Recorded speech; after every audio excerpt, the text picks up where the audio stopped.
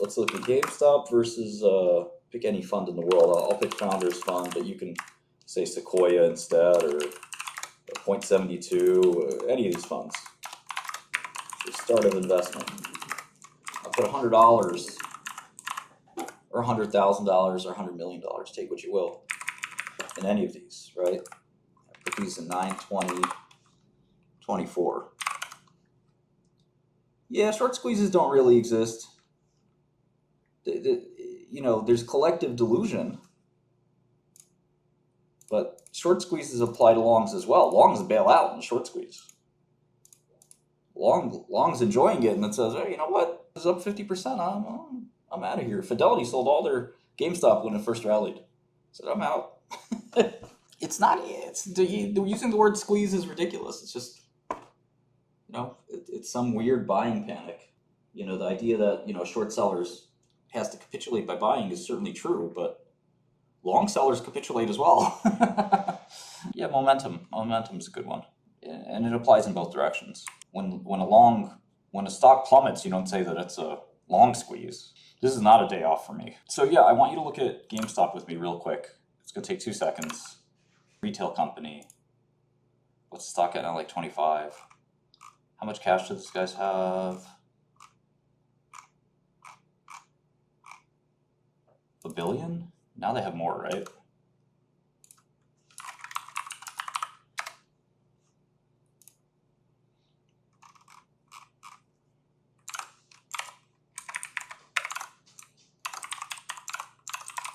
Gotta love dilution, huh?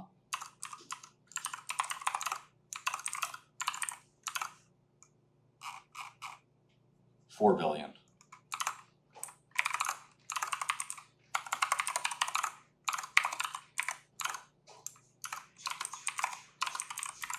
Okay. I want you to pay really close attention. All right, so when you start out investing in any of these investors, Ryan Cohen is a very good investor. So for argument's sake, I'm putting him as good as Peter Thiel, as good as Sequoia, as good as Steve Cohen. And at the start of the investment, you put in $100,000, $100. Doesn't matter how many zeros you add here. You could add 1, 2, 3, 4, 5 zeros. And you're hoping all of these managers are going to make you money, right? You never go in there thinking otherwise. But once you buy a share of GameStop,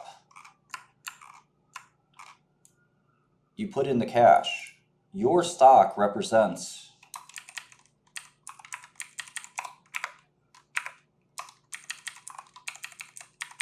you basically marked up your cash to 287.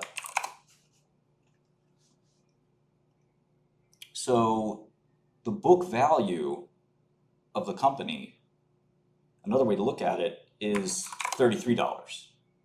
So you paid $100 for $33.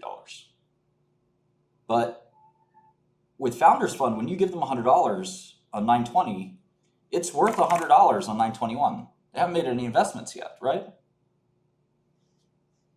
Same thing with Sequoia, same thing with 0.72. Let's fast forward a month, okay? A month passes. The money in GameStop is still worth $33. Why? Look at the balance sheet. $100 of GameStop. There's no other business, right? We know that we agree the GameStop business is worth nothing. But even if we could argue the GameStop business is worth $1 billion, okay? So we got $4 billion in cash, $1 billion for GameStop, $23 million in debt, $5 billion. Well, per share, or divided by the market cap, that's 43 cents on the dollar. So I'm going to say GameStop, the business, is worth a little bit. So I'm going to add that. So you paid $100 for 43 cents worth of assets. But you're doing it because Ryan Cohen's such a good investor. Agreed. He is very good. He's extremely smart. But Founders Fund is also very smart. Sequoia is very smart. 0.72 is very smart. There's a lot of smart investors out there. And even though, as good as Steve Cohen is as an investor, or as good as Sequoia is as investors, Pershing Square, sure, even Warren Buffett, I'm not going to buy a share in 0.72's fund for twice the value that's in the fund. It's never heard of. People do all kinds of hedge fund investments, all kinds of private equity. You can put KKR fund here. You can put, you name it. Even Renaissance. Any VC, we'll pick hedge here. This is PE, a buyout fund, quant fund. It's all the same.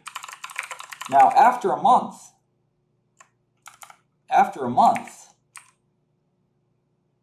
at Founders Fund, they've made private investments, right? So maybe they bought a share of Anduril. Maybe they bought a share of SpaceX. Maybe they bought a share of OpenAI. And it's privately held stock, so you don't really know what it's worth. Let's say they say, they give you a monthly report, something like that, and they say the value of our fund is 101. Okay. Sequoia is very similar. In fact, we can kind of remove Sequoia from here, and we can just say VC, Founders Fund, Sequoia, Lightspeed, you name it, General Catalyst, all the VC firms. And we can do the same thing with hedge funds. So say 0.72, we could say Millennium, we could say Citadel, etc. And the same thing with private equity, KKR, Carlyle, Blackstone, and Renaissance is just a hedge fund, right? Okay. The hedge funds give you a report and they say they made 3% in the month. All right? Good month for the hedge funds. Well, the private equity guys, they say, we bought a bunch of companies, but we're not going to mark them up. Okay. Let's say a year passes. Now the VC says, well, we haven't exited anything from our portfolio, but we have reason to believe that we're up 10%. The hedge fund said, we had a great year. We're up 15%. And the PE firm says sort of the same thing as the VC. We don't know what we're worth yet, but that's that. If you look at the balance sheet of GameStop, has the cash increased? What is the book value of the assets? Well, it's the same thing. We know that, let's go to GameStop. We know the cash is $4 billion. We know the debt's 23. After a year of operations, what has happened? Is GameStop the business worth anything more than it was worth last year? Probably not. It's kind of this stagnant business that is sort of run on a break-even basis. Break-even's better than losses. Let's take a look at the income statement. It's been kind of break-even.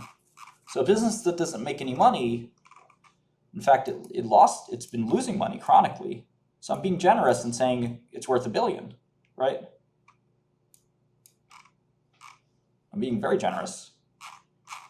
But basically, nothing's changed, right? Unless Ryan Cohen makes an acquisition.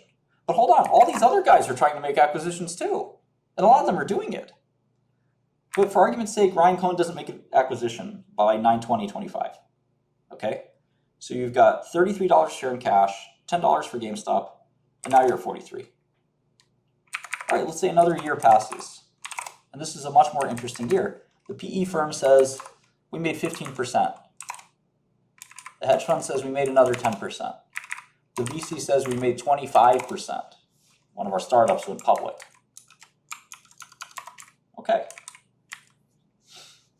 Now again, Ryan Cohen says, I made a deal too. I bought a company.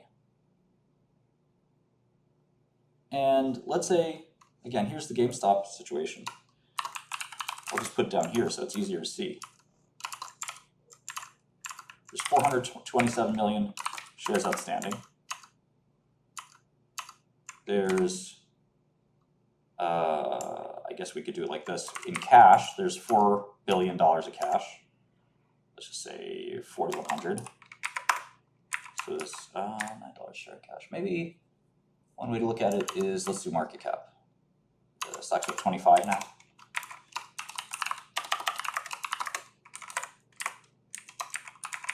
So yeah, so there's $4 billion in cash. This is the value of GameStop. And let's say the new acquisition, right? So you have to spend cash to do the acquisition. So here's the 9/20/25 picture, and here's the 9/20/26 picture.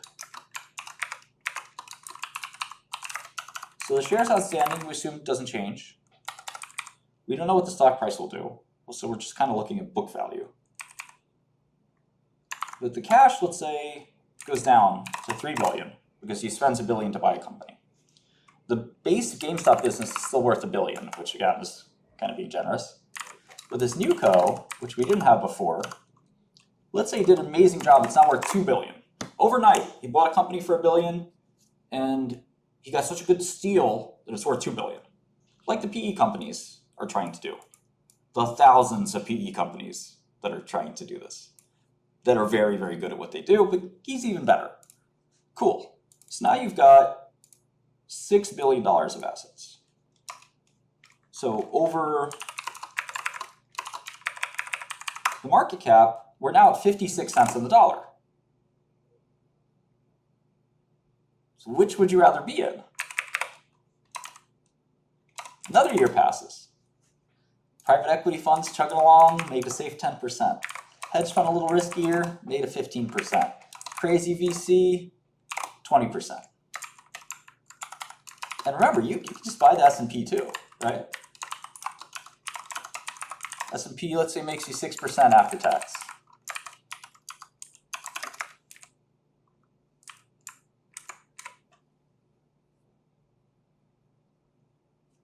It's 2027. Same share price. Another acquisition. Paid $1 billion.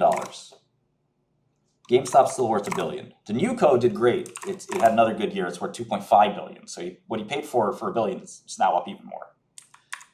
But new co 2, this is huge. He paid $1 billion and it's worth $5 billion. Eat your heart out, Carlyle. Eat your heart out, KKR, right? So what's the total value of the company now? Well,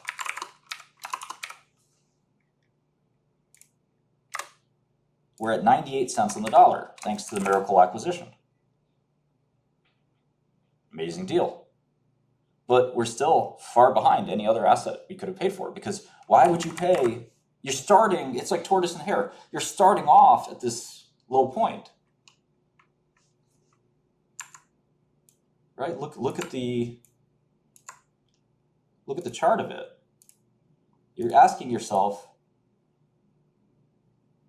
to hit yourself in the foot, and you're hoping that you're going to catch up. Does that make sense to you guys? The $43 is the book value of the company plus the value of its assets. GameStop has $4 billion in cash, right? You're paying $12 billion for it at $28, which many people did. And the only other thing they have inside GameStop other than the cash is GameStop, the company. That company's only worth like $1 billion at most,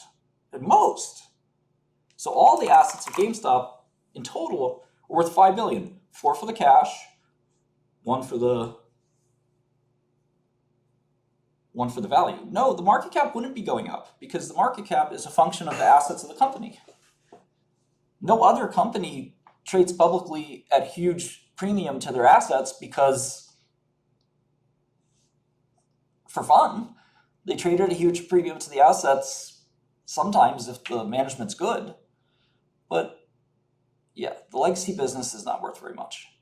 So you're talking about buying something at 41 cents. You're buying you're buying 41 cents for $1. Well, it's easy. The cash is just the cash on the balance sheet. So that's easy to value. The $1 billion, I'm just putting an artificially inflated number. And these acquisitions are also fictitious, but they represent kind of a best case scenario. He bought a company for $1 billion in my fictitious scenario. 2 years later, it's worth $2.5 billion. He bought another company for $1 billion. A year later, it's worth $5 billion. Very few people can do this. But you're still now just getting to that $12 billion price tag that you paid.